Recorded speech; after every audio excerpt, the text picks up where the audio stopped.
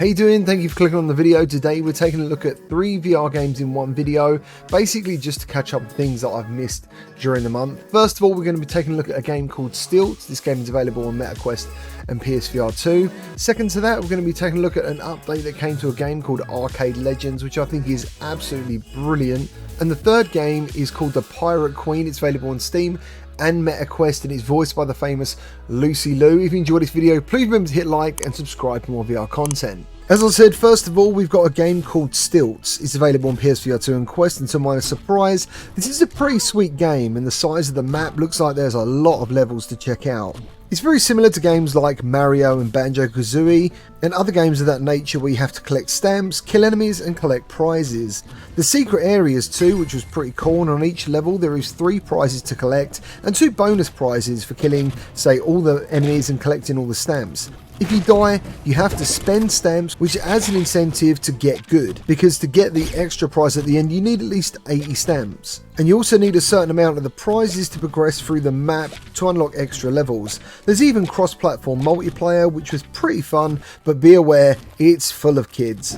As you'd imagine, it's pretty active because it's like a Gorilla Tag style game, but with more emphasis on movement.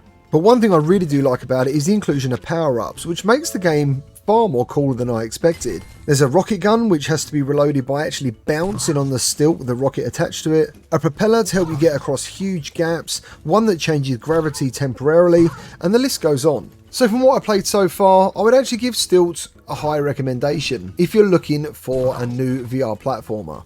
Next up is Arcade Legend. It's not a new game by any means, but there's been a recent update which I think some of you might be interested in, and I feel it's gone under the radar. The developers recently added something called Pico 8 game system, and these are available inside the game in the forms of arcade cabinets. Now, one thing I really love is that inception moment when you're in a game playing a game, and I think VR is just fantastic for this feeling. Now, personally, I love this style of retro games, and they are all independently made and pretty unique. At the moment, there's 18 arcade cabinets, which you actually get access to instantly if you go across the road from your own arcade, where you'll find a really cool retro looking arcade underneath the street. Now, I've spent hours in this game so far, and if you're someone who really likes to chase high scores, this is definitely the game for you. Now, one thing I found myself doing is actually going back to the original version of the game and building my own arcade, because you can buy these arcade cabinets and put them in there, and then invite friends to play in your arcade via multiplayer. Overall, it's probably my highlight of the video. I found myself spending more time and investing in my own arcade to get more punters in to make more cash. There's even axe throwing, which is also online, and lots of licensed arcade machines available. Definitely check this one out.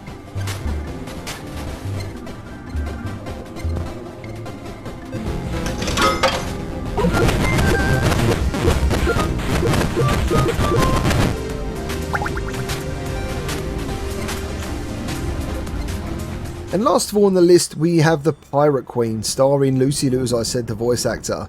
The game is kind of a mixed bag.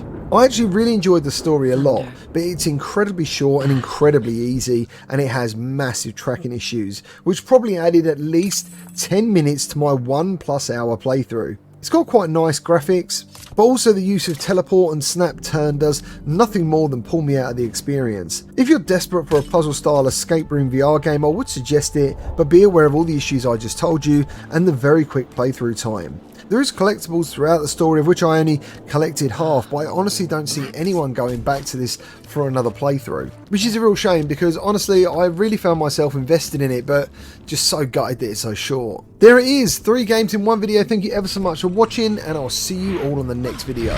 Did you see that?